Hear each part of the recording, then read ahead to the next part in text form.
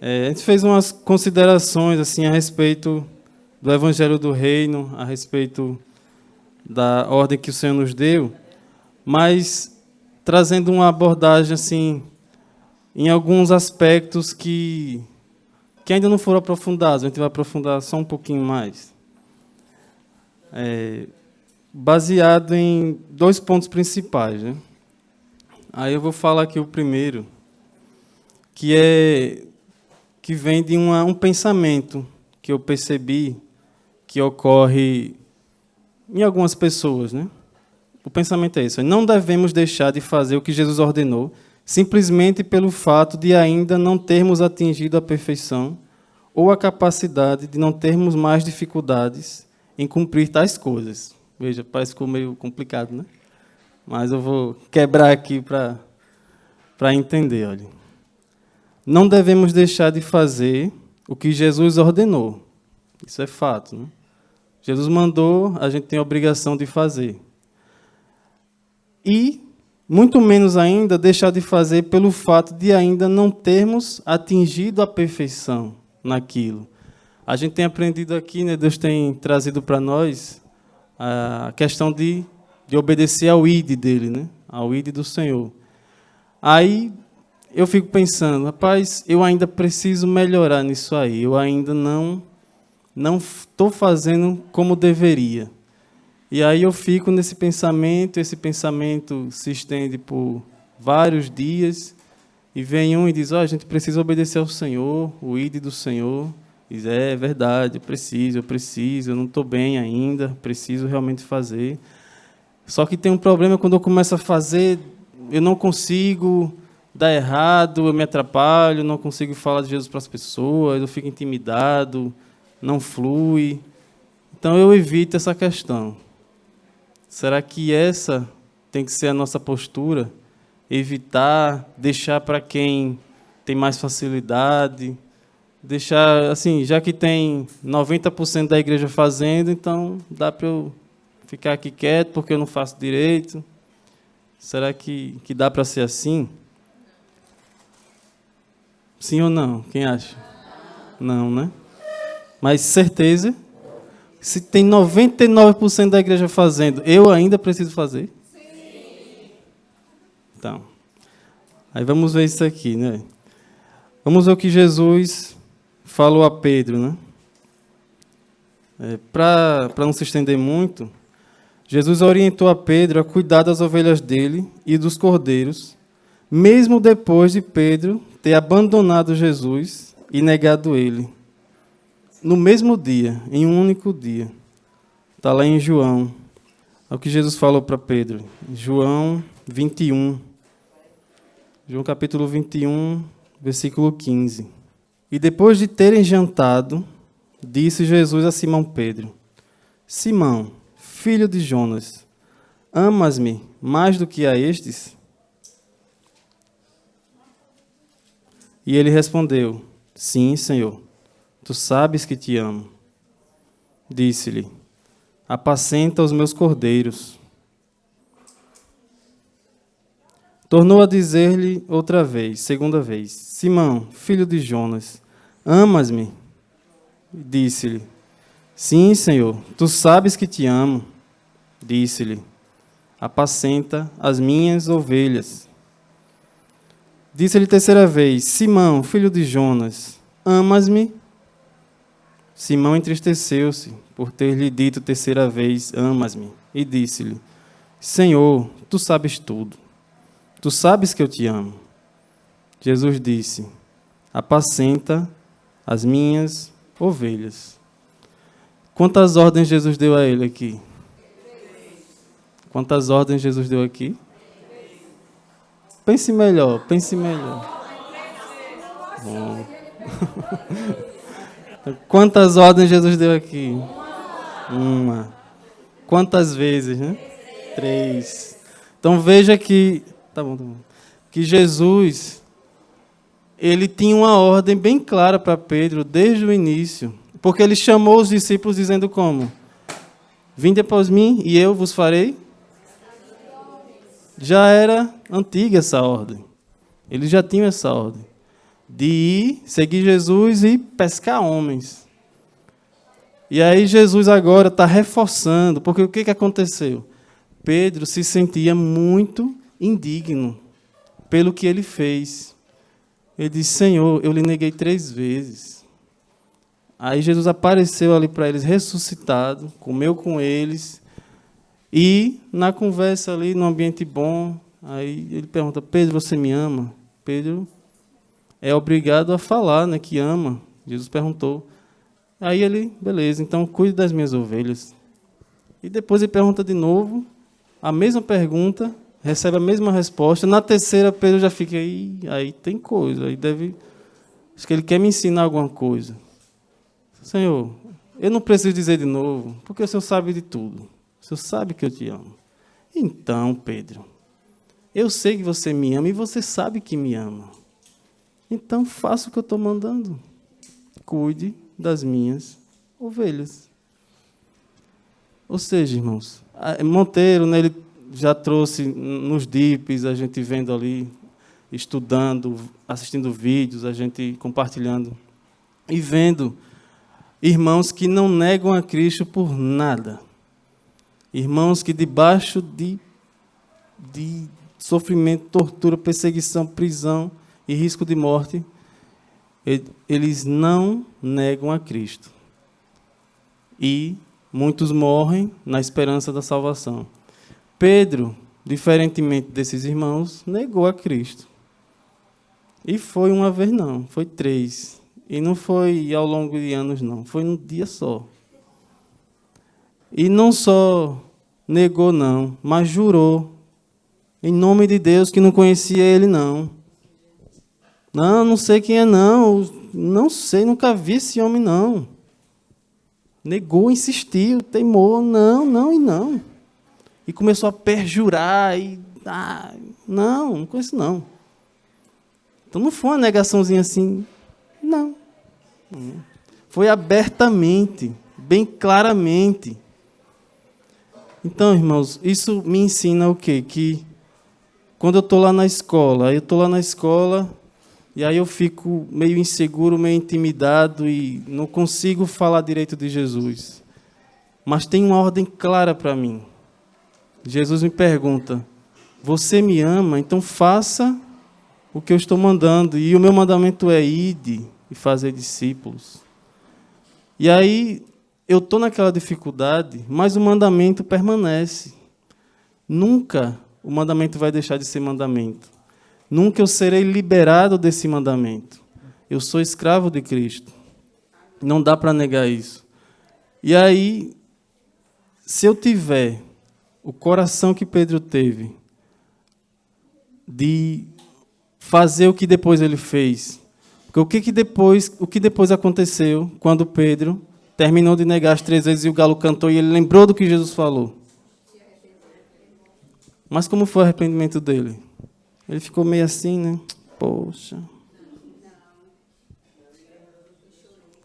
Diz que ele chorou amargamente. Ele ficou em pranto, inconsolável.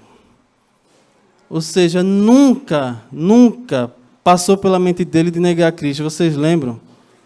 Jesus disse, olha, hoje o Filho do Homem vai ser preso e vai ser torturado e morto, e ao terceiro dia vai ressuscitar, e todos vocês vão me abandonar. Aí, não, Senhor, nunca. Ainda que todos lhe deixem. Nunca eu, jamais. Jamais. Aí eu estou pronto a morrer com o Senhor também. Esse é o coração dele. E Jesus disse, Pedro, antes que o galo cante, 3 vezes me negarás. Mas Jesus não disse assim, que nada, Pedro, você é um traíra, você vai me deixar também. Não, Jesus não desprezou Pedro. Em relação a Judas, Judas já tinha maquinado, já tinha preparado, já tinha esquematizado as coisas e estava ali com falsidade.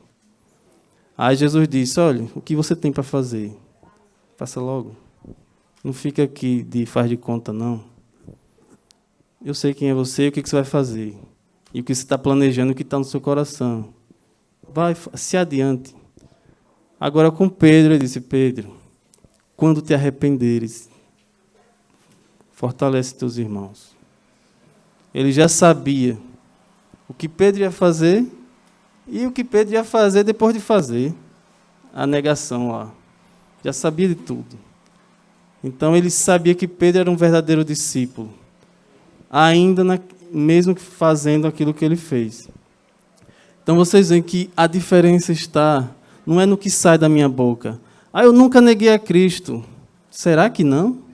Certeza. Pedro negou a Cristo ou não negou?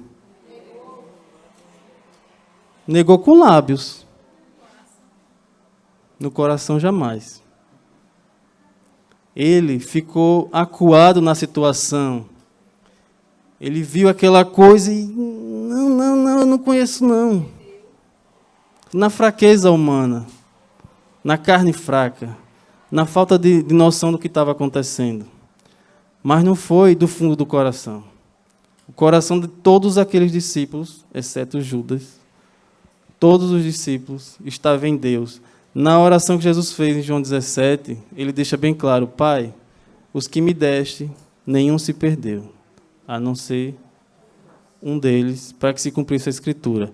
Eram teus e tu nos deste. E agora eu vou e eu peço a ti, guarda-os em teu nome. Então Jesus recebeu aqueles homens do Pai. Eles já eram de Deus antes de serem chamados naquele dia. Eles já eram de Deus. Deus sempre conhece os seus, desde o ventre da mãe. Ele já conhece. Ele já sabe. Não é o que a gente faz ou deixa de fazer simplesmente. Mas o que vai definir é lá no profundo do coração quem somos nós. Então, quando a gente entende que negar a Cristo é errado. Mas a gente tem que ter muito cuidado para não nos tornarmos vazios, religiosos, que se orgulham de dizer: nunca neguei a Cristo. Eu persevero há 50, 60, 70 anos e nunca neguei a Cristo.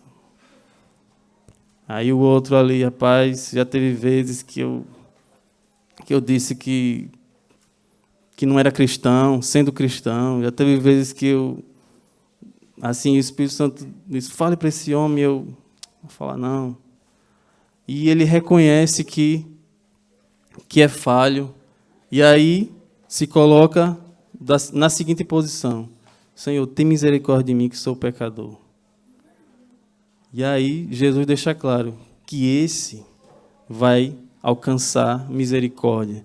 Esse vai avançar, esse vai prosseguir na fé. Agora, o que em si mesmo se gloria de ser alguém muito certo, de que está acertando, sempre acertou, esse já começou a cair, já começou a sua queda. Por isso que Jesus disse, a palavra diz: aquele que pensa estar em pé, vigie para não cair. Porque aquele que pensa, viu? Não é aquele que está em pé, não. É o que pensa que está. Porque você já pode estar caído, mas nem sabe ainda. Aí, em uma das cartas de Apocalipse, em uma das igrejas, Jesus falou isso, né? Ele diz: olha, tu tens nome de que vive, mas estás morto. Você tem nome de que vive. Você é tido por todos como alguém bom, como uma igreja legal, uma igreja boa, uma igreja santa, mas estás morto. Já estás morto. Arrepende-te, pois. Lembra-te de onde caíste e se arrependa. Então, eu posso já ter caído há uma semana atrás e não estou sabendo ainda. Há um mês atrás. E eu não estou sabendo ainda. Muitos vão chegar diante de Deus: Senhor, quando, onde, por que nós fizemos isso? Olhe, eu tive fome e não me deste de comer. Eu tive sede e não me deste de beber. Eu estive nu e na prisão e não me ajudaste. Nós? Quando? Como? Por quê? Como assim? Quando deixaste de fazer a qualquer um desses pequeninos, deixaste de fazer a mim. Já o outro lado, aqueles que estavam prestes a entrar a receber a herança eterna, disseram a mesma coisa, ficaram surpresos do mesmo jeito. Senhor, nós socorremos o Senhor, nós suprimos as suas necessidades. Como assim? Nós? Quando? Foi vocês mesmos, vocês fizeram tudo isso a mim quando fizeram a esses meus pequeninos. Então, tanto um lado como o outro ficou surpreso. Então, a gente pode ser surpreendido de uma forma ou de outra. É melhor ser surpreendido agradando a Deus. Então, e quando é que a gente vai ser surpreendido agradando a Deus? Quando a gente vai se surpreender ao ver Deus surpreso com a nossa atitude. Quando tivermos um coração segundo o coração dele. O que foi que deixou Jesus surpreso em Jerusalém quando ele chegou? Em Jerusalém não, em outra cidade que eu não lembro o nome, que ele encontrou um homem que disse, Senhor, não precisa ir lá curar o servo não, basta uma palavra e ele será curado. Aí ele, eita, nem em Jerusalém eu encontrei uma fé dessa. Ficou admirado, porque nem no meio dos judeus, o povo dele, herdeiro das promessas, filhos de Abraão, ele encontrou uma fé daquela. Ele, rapaz, então, seja feito conforme a sua fé, vá que já está bom. Então, veja o que surpreende Deus. Um coração, o que está no coração. Tinha uma fé pulsante naquele coração. Mas aquele homem olhava para si e dizia, quem sou eu? Eu sou um homem que não pode fazer nada porque eu tenho um servo fiel e bom na minha casa, que faz tudo por mim, e eu agora que teria a oportunidade de fazer algo por ele, não posso fazer nada. Ele reconhecia, ele olhava para ele e via isso. Já Jesus, ao olhar para ele, via um homem de muita fé. E aí fez o impossível por ele. Então, quando a gente olha para nós mesmos e enxerga quem realmente somos, a nossa ruindade e maldade, aí o Senhor vem e nos surpreende. E se surpreende. Então, é importante a gente manter esse coração. Aí, Paulo, ele orientou os irmãos a imitarem a ele, assim como ele imitava a Cristo. Porque eu, pensando nessas coisas, naquele texto que diz assim, sede meus imitadores, como eu também sou de Cristo.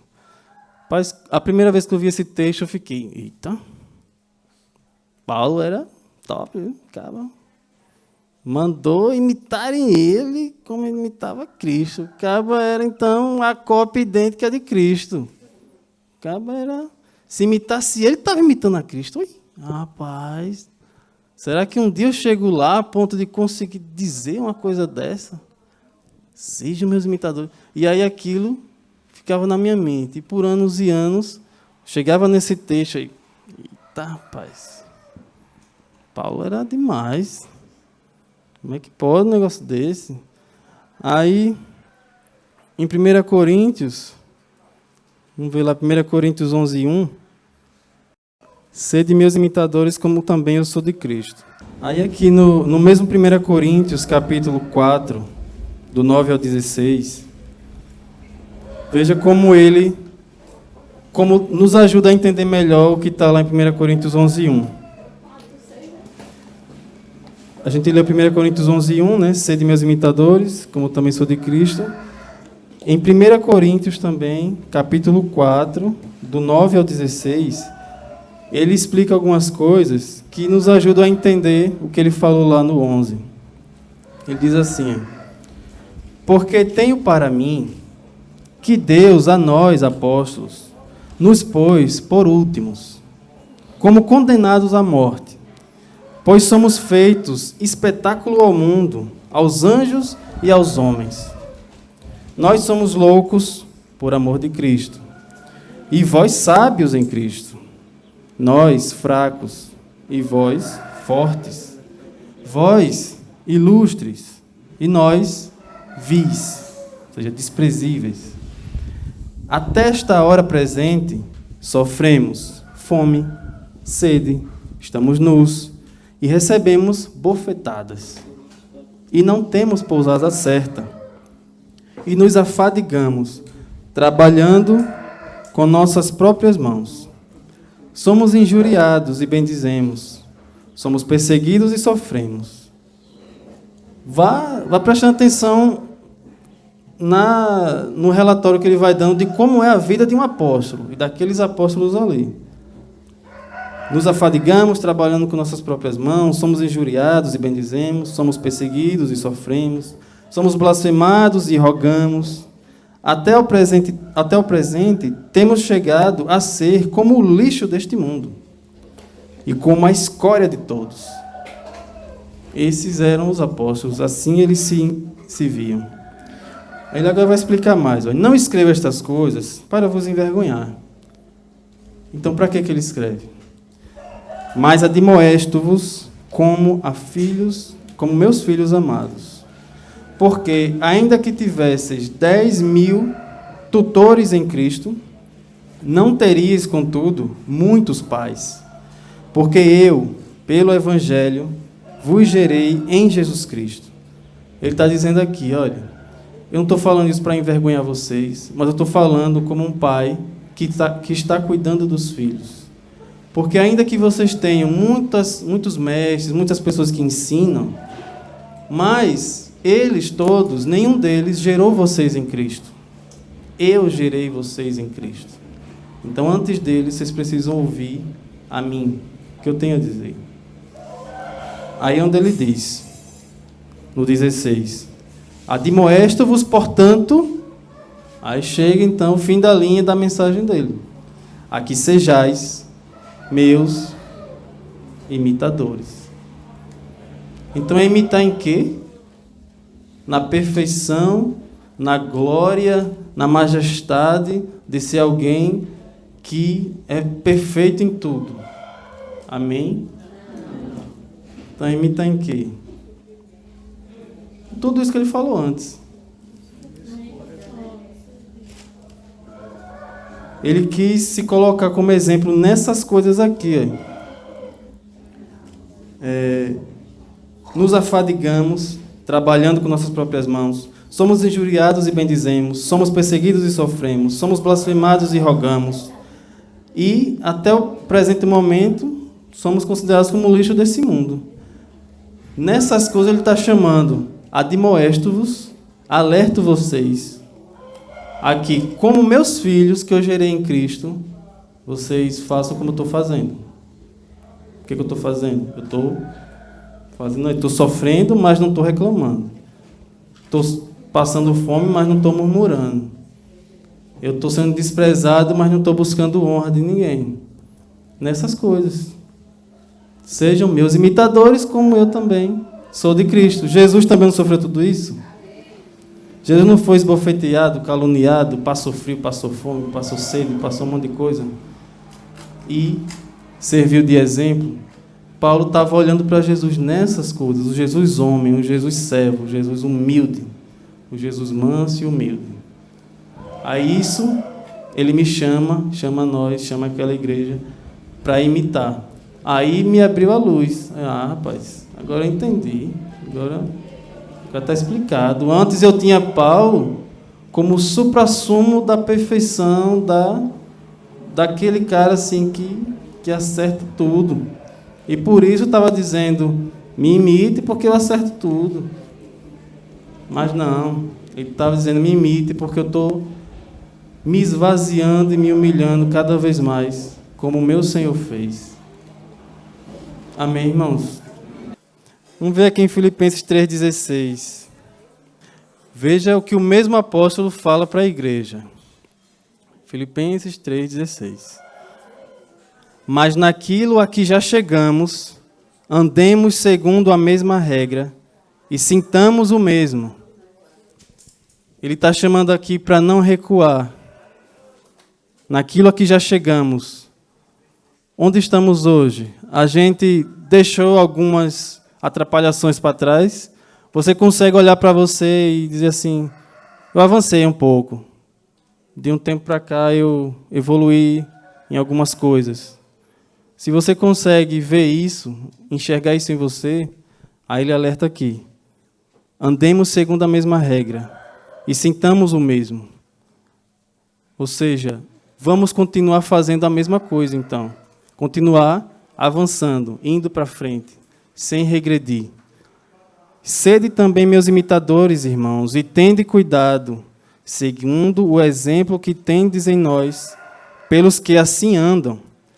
Porque muitos há, dos quais muitas vezes vos disse, e agora também digo, chorando, que são inimigos da cruz de Cristo, cujo fim é a perdição, cujo Deus é o ventre, e cuja glória é para a confusão deles, que só pensam nas coisas terrenas.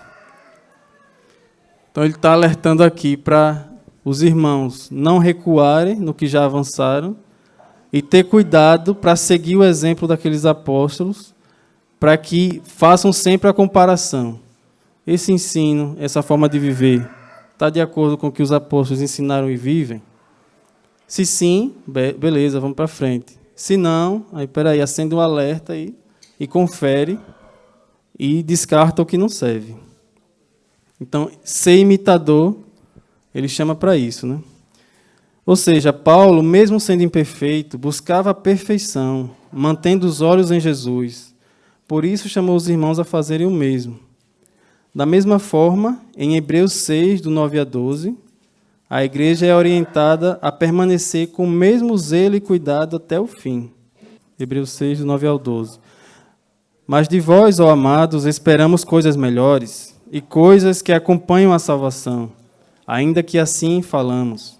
Porque Deus não é injusto para se esquecer da vossa obra e do trabalho, do amor que para com o seu nome mostrastes, enquanto servistes aos santos e ainda servis. Mas desejamos que cada um de vós mostre o mesmo cuidado, para completa certeza de esperança até o fim, para que vos não façais negligentes, mas sejais imitadores dos que pela fé e paciência herdam as promessas. Ou seja, manter o mesmo zelo, a mesma consciência, a mesma fé até o fim. Então, se eu ainda, trazendo para o tema aqui, em relação ao ID de Jesus, se eu ainda não conseguir fazer da forma como na minha mente é o ideal, como eu entendo que é o ideal, eu não devo recuar, ir recuando e fugindo cada vez mais disso. Mas olhar aqueles que já estão adiante, que já estão avançando nisso aí, e me encorajar, e me animar, porque pesa sobre mim a mesma ordem, eu não posso deixar de cumprir, a não ser, que eu queira desistir. Então, se eu quero permanecer, se eu quero avançar, eu preciso cumprir essa ordem. Imitando os que são exemplos de fé e paciência, e imitar o próprio Deus em suas virtudes. Efésios 4, 31. Efésios 4, 31. Ele diz: toda amargura, e ira, e cólera, e gritaria, e blasfêmia, e toda malícia sejam tiradas dentre vós. Antes sede uns para com os outros benignos, misericordiosos, perdoando-vos uns aos outros, como também Deus vos perdoou em Cristo. Então, imitar a Deus em suas virtudes e imitar aqueles que estão sendo exemplo para nós em todas as áreas. Então, ao invés de eu ficar aqui me lamentando e me julgando indigno de fazer algo, como Pedro se colocava, que ele dizia: Senhor, o Senhor escolheu vários apóstolos, eu só sou mais um, e eu neguei o Senhor 3 vezes, então eu sou uma carta fora do baralho aí, o Senhor não precisa de mim, sou descartável, eu vou ficar só por aqui mesmo, fazendo uns negocinhos. Mas esse não era o plano de Deus na vida dele. Pedro se excluiu, sem autorização. Ele disse: eu não presto para pregar para ninguém, não. Eu vou falar do Senhor, logo eu, que disse que nem lhe conhecia. Não, não, eu não. Deixa para os outros aí, os outros ele escolheu, eles são bons. Mas Jesus chamou ele e disse: cuide das minhas ovelhas. Jesus nos chama e diz: vá, ide, prega o evangelho. Ah, mas Senhor, eu nem sei falar direito, eu estudei pouco, eu sou uma pessoa assim que difícil de socializar, eu não consigo assim conversar direito com as pessoas. É muita dificuldade, muita coisa que tem que resolver para eu conseguir fazer isso. Mas tem vários irmãos lá que fluem nisso aí, que é uma beleza. Então, pode usar eles aí, que eu vou ficar por aqui quietinho. Mas Jesus, não. Tu me amas? Amo. Então, não tem como juntar as duas coisas. Eu amo Jesus, mas não faço o que ele diz. Não dá. Se você me ama, cumpra os meus mandamentos. Cumpra o meu ide. Aí, em 1 Tessalonicenses 1, do 4 ao 7, o fato de os irmãos terem recebido a palavra de Deus e imitado aos apóstolos, os tornou exemplo para outros irmãos. 1 Tessalonicenses 1, do 4 ao 7. Sabendo, amados irmãos, que a vossa eleição é de Deus, porque o nosso evangelho não foi a vós somente em palavras, mas também em poder e no Espírito Santo, e em muita certeza, como bem sabeis, quais fomos entre vós por amor de vós. E vós fostes feitos nossos imitadores e do Senhor, recebendo a palavra em muita tribulação, com alegria, com gozo do Espírito Santo.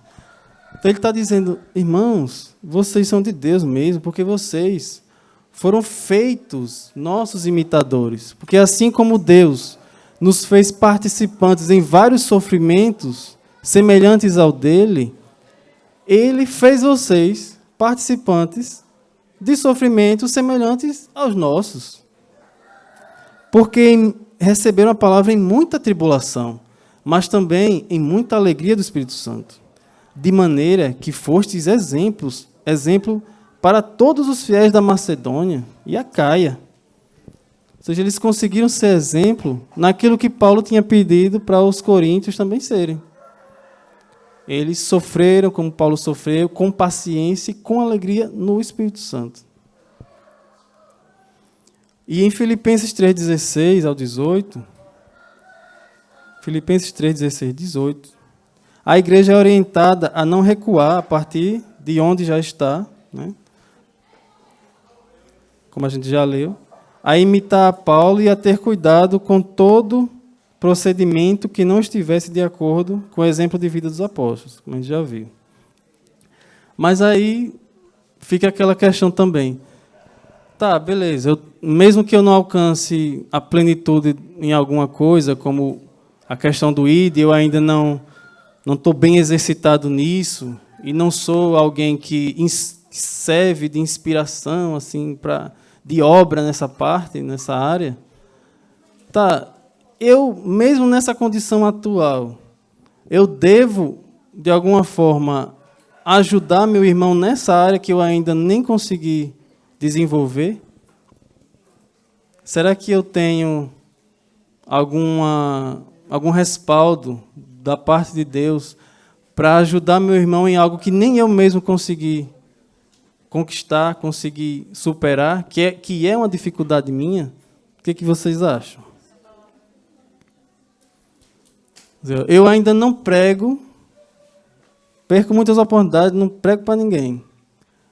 Mas aí surge uma oportunidade de um irmão chegar até mim e dizer, rapaz, eu estou com uma dificuldade em questão de pregação, me ajude. Aí eu olho assim, eu lhe ajudar? Eu estou precisando de ajuda. E aí? Irmão, você não está conseguindo não, eu estou pior. Mas, olha o que a palavra diz. A ordem de Jesus é ir de fazer discípulos de todas as nações. E é para mim e é para você. eu estou querendo fazer, você quer também, né? Então vamos orar a Deus, vamos buscar, vamos se esforçar. Eu dou meu ombro, você dá o seu e a gente vai um escorado no outro e vamos junto, um apoiando o outro. Então veja, foi isso que Jesus mandou Pedro fazer. Ah, Pedro, você acha que não presta não para cuidar da igreja? É de você mesmo então que é você a pessoa certa para cuidar da igreja? Porque você sabe que não é capaz de cuidar da igreja. No dia que você achar que é capaz, aí você já não serve para cuidar da igreja. Esse é o coração. Essa é a lógica de Deus. Né? Quanto mais a gente sabe que não pode, que não consegue, mais Ele nos faz conseguir. Porque aquele que se humilhar será exaltado. Aquele que se exaltar será humilhado. A gente vai chegar lá nessa questão. Então não seria, né, hipocrisia eu ensinar a palavra de Deus para alguém naqueles pontos que eu estou falhando ainda. Desde que eu também queira fazer. Por quê? O que é hipocrisia? A hipocrisia, ela ocorre quando a pessoa que ensina não tem a mínima intenção de fazer o que diz. E quando faz, se fizer, é apenas para obter vantagens terrenas. Alguma coisa, alguma vantagem aqui, ou para sair bonito na foto, ou para ter alguma fama de que é bonzinho naquela área. Ou seja, é o cara assim, a palavra hipocrisia vem de aquele que usa máscara, né? E o cara está aqui, esse não é o meu rosto, eu estou de máscara. Aí vocês olham para mim e veem uma carinha. Não é a minha, é uma máscara. Mas vocês têm uma impressão. Se eu boto uma máscara de uma carranca, vocês vão ver, um bicho ali. Mas, na verdade, não é um bicho, é uma máscara. Aí, depois que eu fiz a minha cena, eu vou lá, tiro a máscara, agora sou eu. Oi, hora da máscara. Bota a máscara de novo. Aí faço uma cena de novo. Todo mundo tem uma impressão. Beleza, todo mundo filmou, gravou, fotografou. Pronto, agora tira a máscara, vai ver do seu jeito. Isso é hipocrisia. Eu ensino, irmão, vamos lá, vamos aprender sobre Jesus. Jesus ensina que tem que ir fazer discípulo e tal. Essa é a ordem, viu? É a ordem, tem que fazer, tem que ser desse jeito, e assim, viu? Beleza. Aí, entrega todo o mandamento. Certinho, bonitinho, beleza. Mas depois ele vai e não está nem aí para isso. Não está nem aí. Eu, nisso aí? Jamais. Mas se alguém me pedir para explicar, dê uma aula aqui sobre ser como Jesus. Oxe, dou uma aula. E fala, é bonito, é lindo, maravilhoso e eloquente. Não sei o quê. Um mundo aplaude. Palavra boa, amém. E depois, eu não estou nem aí para isso. Isso é hipocrisia. Sim, não é simplesmente que ele não está vivendo, é que ele não quer. Não quer viver. Está nem aí. Porque Pedro, ele queria negar Jesus, mas ele negou. Ou seja, ele poderia dizer, ele dizia para ele mesmo, eu não sou digno, porque eu neguei Jesus. Eu fiz aquilo. Ou poderia ser algo que ele deixou de fazer também. Eu não fiz o que eu deveria. Então eu não mereço, não sou digno. Eu tenho que me excluir. Então não é questão de faz ou não faz, é questão de coração. Vamos ver para ficar mais claro aqui em Mateus 23, do 1 ao 7. Veja como Jesus... Mateus 23, do 1 ao 7. Preste bem atenção nas palavras de Jesus, como ele falou aos discípulos. Então falou Jesus à multidão e aos seus discípulos, dizendo: na cadeira de Moisés estão assentados os escribas e os fariseus. Todas as coisas, pois, que vos disserem que observeis, observai-as e fazei-as. Eles são mestres, bons mestres. Eles ensinam bem, ensinam certo. Então, tudo que eles ensinam e mandam vocês fazerem, façam. Está certo. Mas não procedais em conformidade com as suas obras, porque dizem e não fazem. Então, eles dizem e não fazem, e não querem fazer.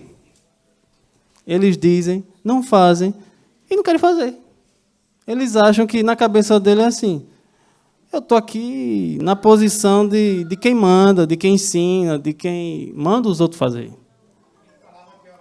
Então, eu fico aqui... Oi?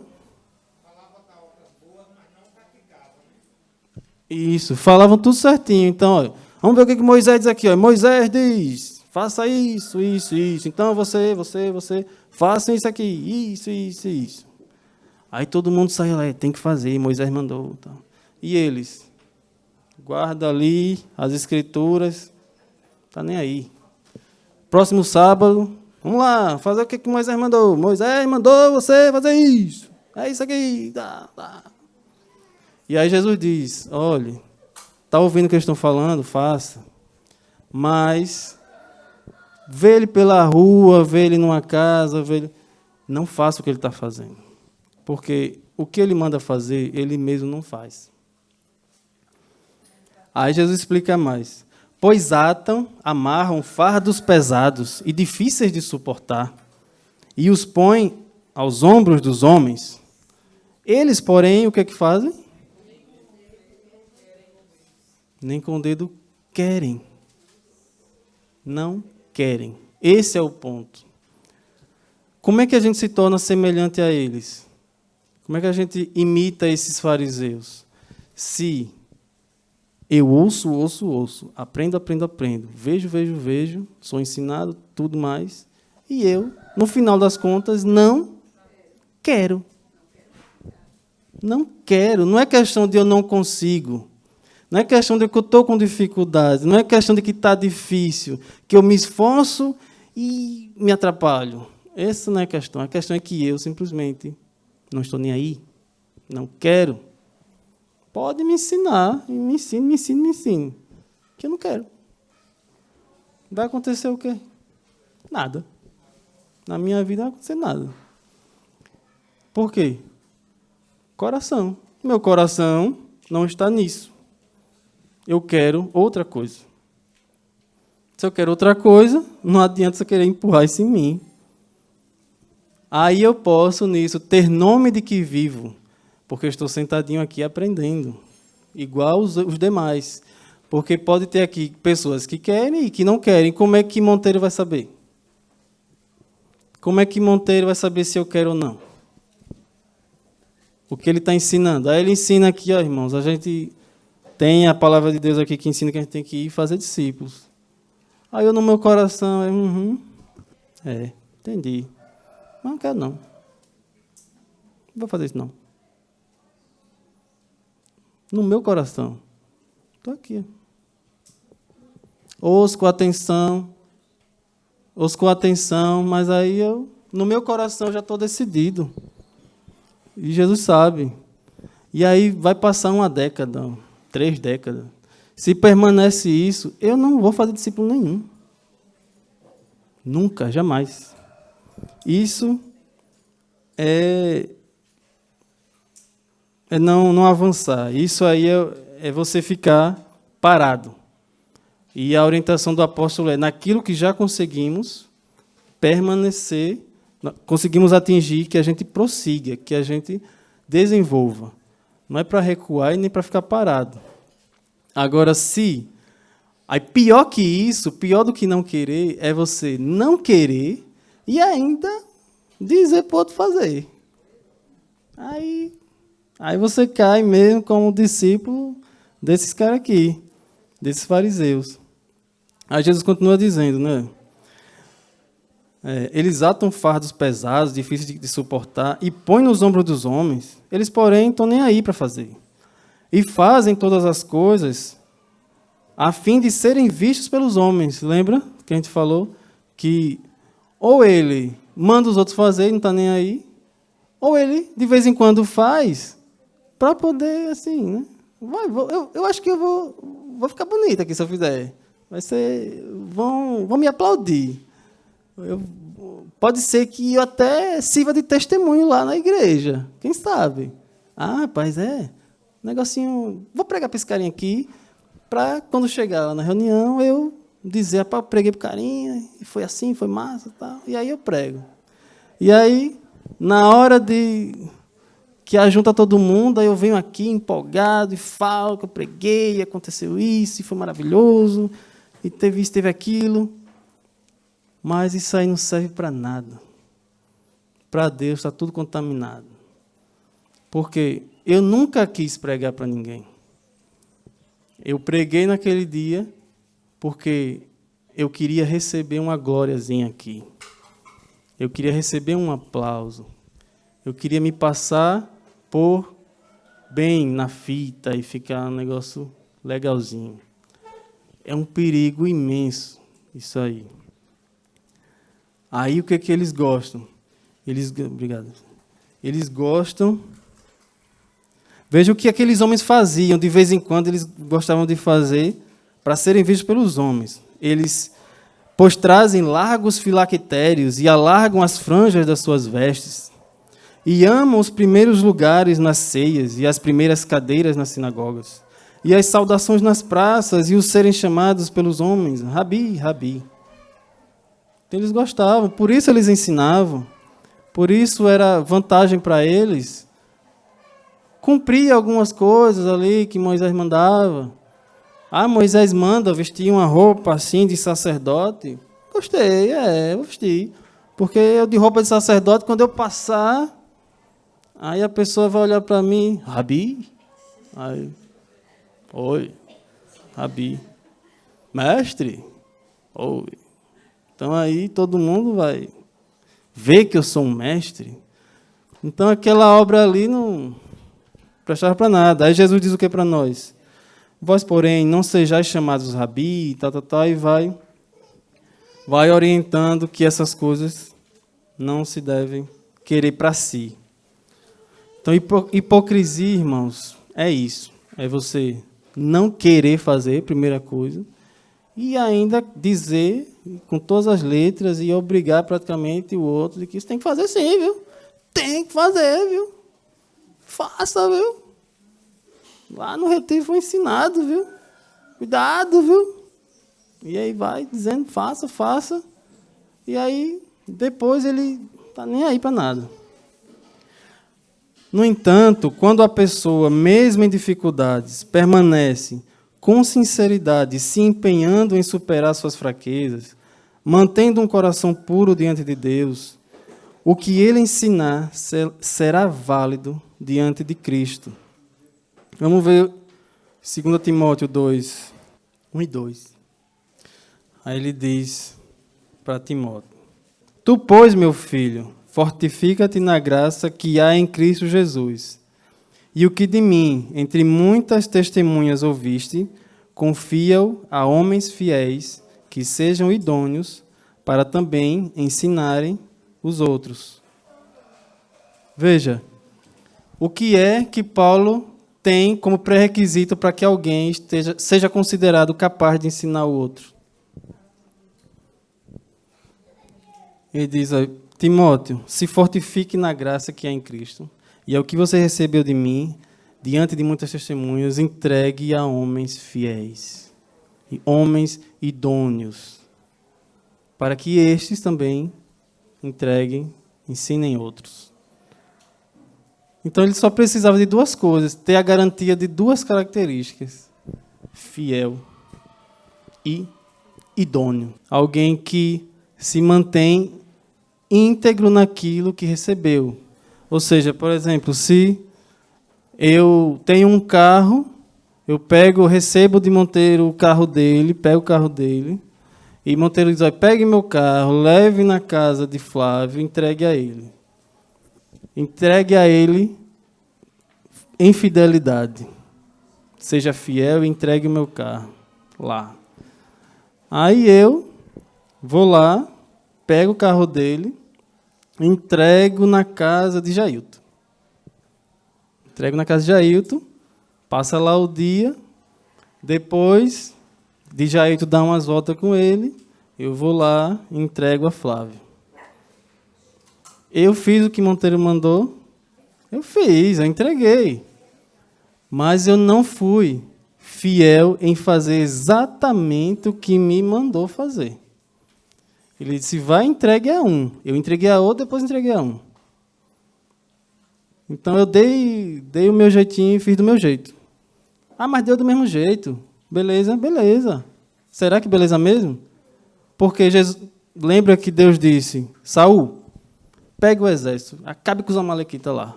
Mate boi, mate jumento, mate galinha, mate tudo que tiver lá. Quebre tudo, toque fogo, mate todo mundo. Aí ele, sim senhor. Lá vai ele.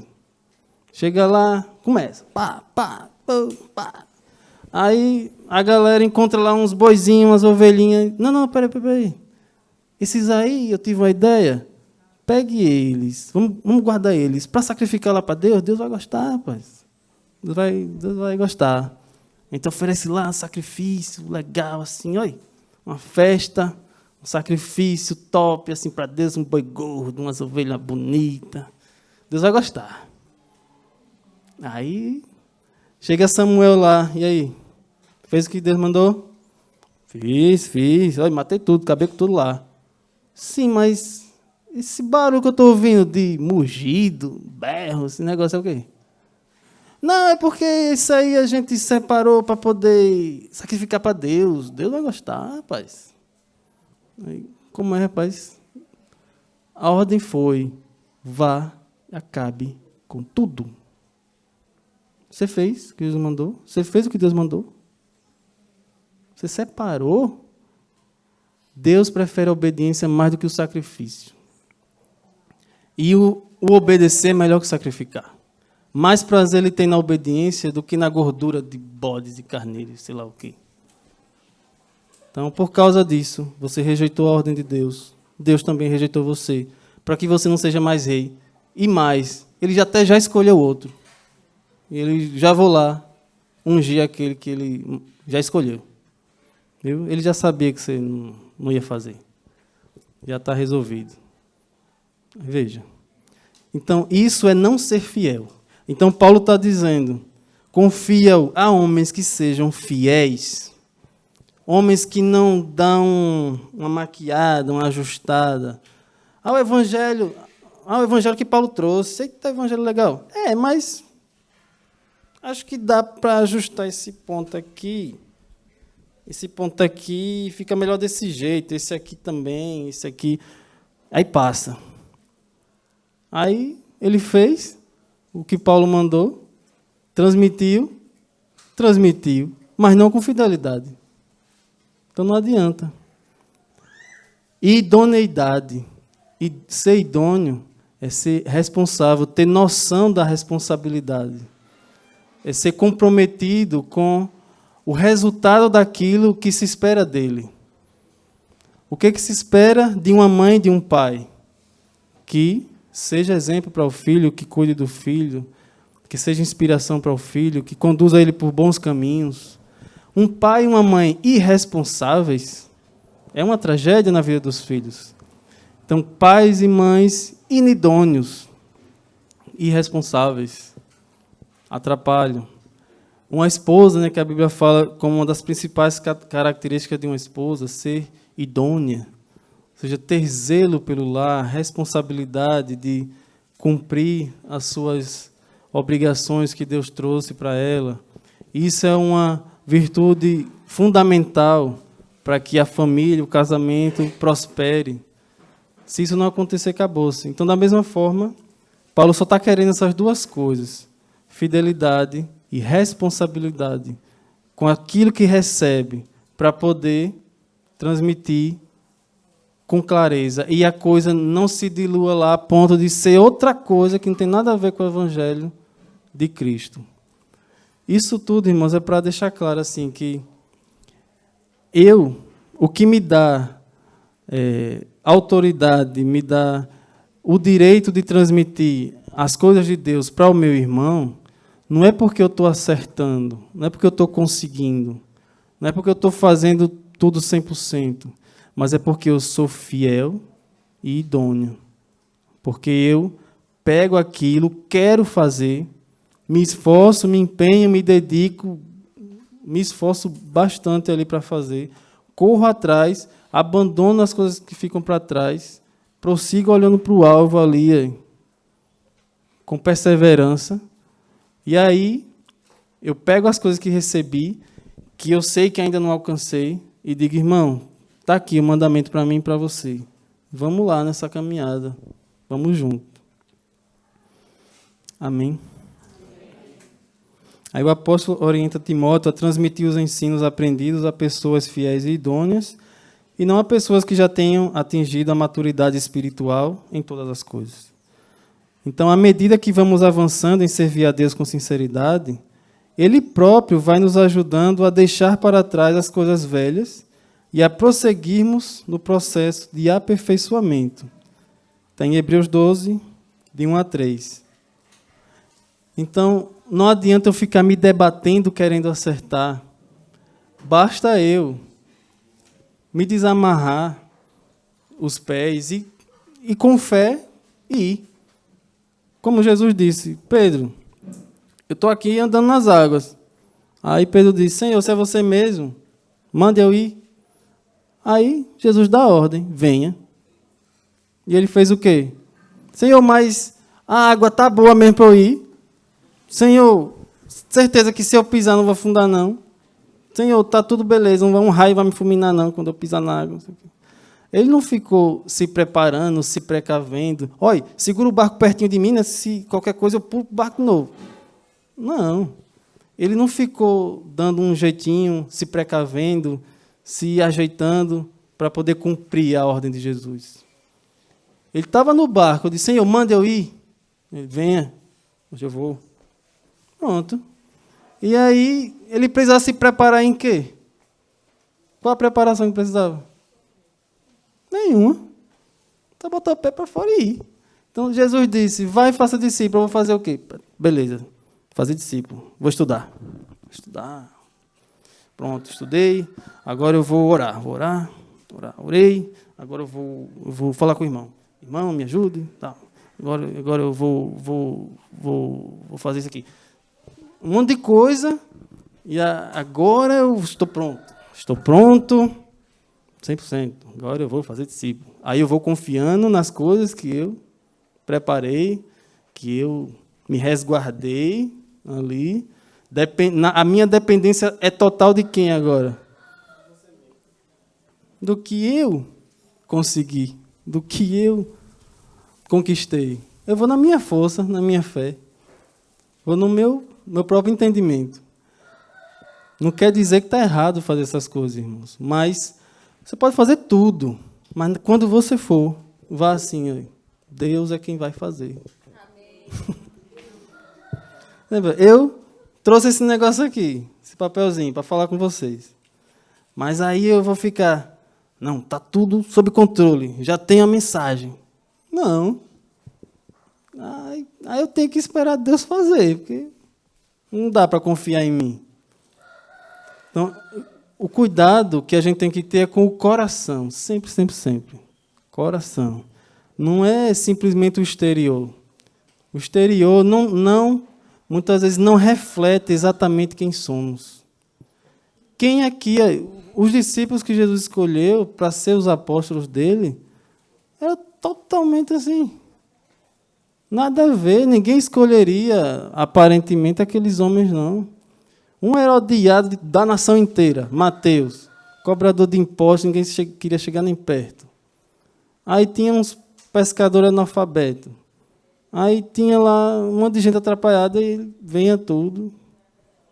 E quem foram esses homens depois? Né? Porque ele conhecia os corações e sabia que aqueles homens eram de Deus.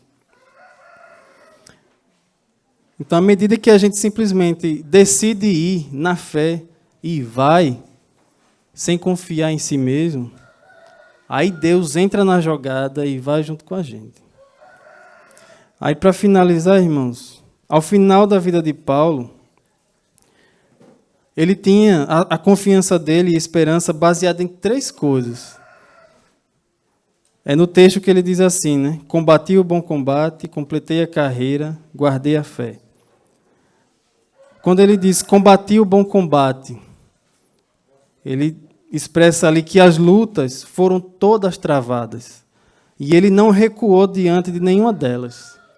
Então, em todas as batalhas que se apresentaram diante dele, ele foi e combateu. Ele não ficou deixando para mais tarde, não ficou deixando para depois. Ele foi lá e combateu. Combati o bom combate. Completei a carreira, ou seja, todas as coisas que Deus me mandou fazer foram realizadas. E não os meus projetos pessoais.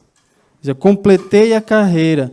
O que Deus tem para eu fazer? Jesus chamou ele e disse: você é para mim vaso escolhido e levará o meu nome aos gentios. E ele foi e fez. Levou o nome de Jesus mundo afora. Quando o Espírito Santo confirmava no coração dele, olha, sua carreira está chegando no fim. Aí ele pôde olhar no retrovisor e dizer, Jesus mandou eu proclamar às nações, aos gentios, e eu fiz. Completei a carreira. O Espírito Santo está confirmando que minha carreira está acabando, minha jornada está encerrando, mas eu fiz o que Jesus mandou. E a outra, guardei a fé. 2 Timóteo 4. Isso, 2 Timóteo 4, 7 a 8. Aí combati o bom combate e acabei a carreira. E a última, guardei a fé. Em qual dessas você vê Paulo dizendo, rapaz, eu já estou 100% Cristo.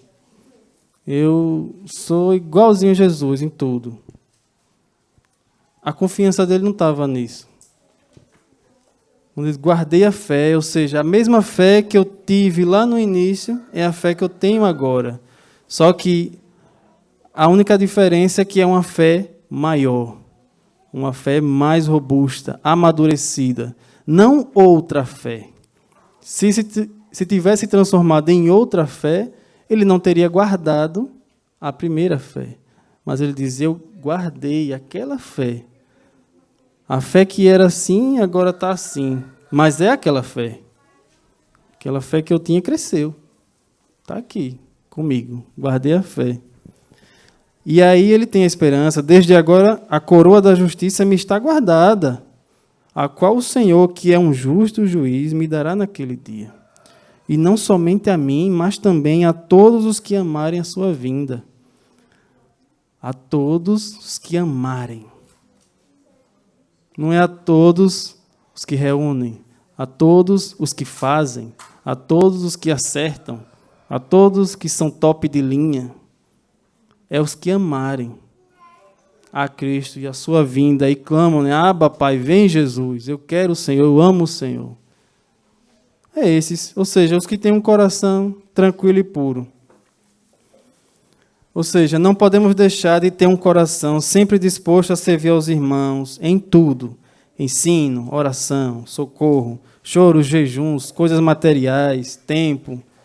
O que mais for a gente puder fazer pela igreja e cumprir o ID de Jesus em relação aos de fora, devemos fazer. Nenhum de nós tem o direito de dizer, eu não preciso fazer, ou não é necessário que eu faça, porque já tem gente fazendo. Eu tenho que fazer. E plena disposição em cumprir a missão que Ele nos deu, fazer discípulos. Dessa forma, estaremos verdadeiramente servindo a Deus, com integridade, coração 100% voluntário, 100% amando a Cristo, mesmo debaixo de tropeço, debaixo de muitas falhas e dificuldades. Porque Jesus já sabe, sempre soube que a gente ia ser assim, uns cabecinha meio dura que bate, se debate, se atrapalha. Isso aí é algo esperado já por Deus. Mas o que assusta Deus é um coração como o dos fariseus lá, que estava nem aí para as coisas de Deus.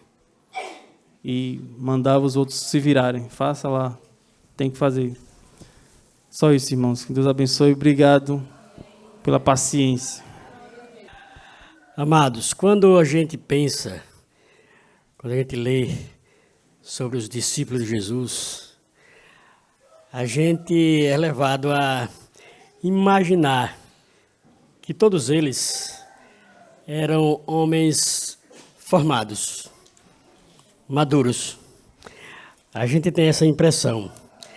Mas se você passa a ler os evangelhos e observa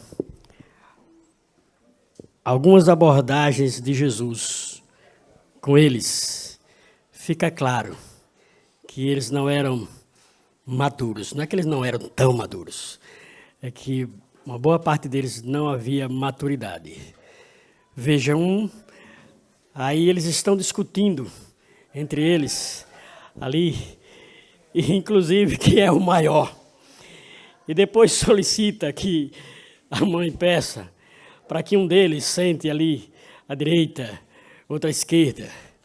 Então isso não é coisa de gente madura, não é? Ali é coisa de adolescente, de jovem. Então, boa parte daqueles discípulos ali, o que se apresenta que tinha uma maioridade, era Pedro, porque é o que está registrado que ela, dentre todos, o que era casado. Os demais, eles estavam trabalhando com os pais. É pescador. E tem um outro que parece que, bom, se ele estava trabalhando, então ele já tem uma certa maturidade. Também isso aqui é Mateus. Mas isso não está registrado na Bíblia. Porque na cultura da época, inclusive, já a partir de 13 anos uma pessoa poderia, um jovem, 12, 13 anos, poderia eleger um daqueles mestres e se tornar um discípulo daquele mestre que seria ensinado na religião, nos princípios judaicos.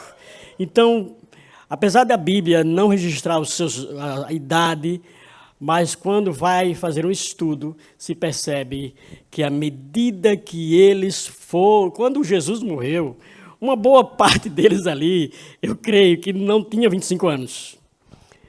Não, depois que, inclusive, você percebe que Jesus passou 3 anos de ministério com aquele povo. E foi a partir dali, depois que Jesus retornou aos céus, é que eles começaram, sim, a ter experiências práticas de fazer aquilo que Jesus havia ordenado. Enquanto Jesus estava com eles recebiam ensino, ia e voltava. E Jesus orientava e fortalecia. Então, isso que eu estou falando não é algo absoluto, o ensino que eu estou dando para vocês, mas uma percepção que vocês, quando a gente lê as Escrituras, a gente percebe que havia muita, mas muita imaturidade. Mas se você continua lendo as Escrituras de boa vontade, observando, examinando as Escrituras, conforme Jesus falou, ele disse, examinai as Escrituras, você vai perceber que havia um coração que estava alinhado com Jesus. Que eles recebiam orientações, correções, mas eles não desgrudavam de Jesus. Em um momento ali, uma boa parte daqueles que já estavam recebidos como discípulos de Jesus, ele pregou, e uma boa parte desse duro é este discurso. Quem pode suportar um negócio desse? E diz, a partir dali, muitos dos seus discípulos o abandonaram. E Jesus se volta para aqueles mais próximos, seus amigos de sempre ali próximos, e diz, então, e vocês? Vocês não querem também ir junto com ele, não? caminho está livre. Aí Pedro vai lá, mas Senhor, para quem iremos nós? Vamos ficar perto de quem? Vamos buscar aqui, mestre. Se só o Senhor tem palavras de vida eterna. Para quem iremos nós? Vamos ouvir quem? Vamos submeter a quem? Vamos obedecer a quem? Só Jesus tem palavras de vida eterna. Então, em concordância com o que John compartilhou aqui, tenham bom ânimo. Não é a maturidade, mas é o coração. Falamos com frequência sobre o coração. É o que está no teu coração que vai definir a tua vida. É o que guardamos para nós, que está na casinha que habita Deus. É isso que vai dirigir a nossa vida. Amém? Que seja assim. Que o Senhor nos conduza. Que o Senhor nos conduza.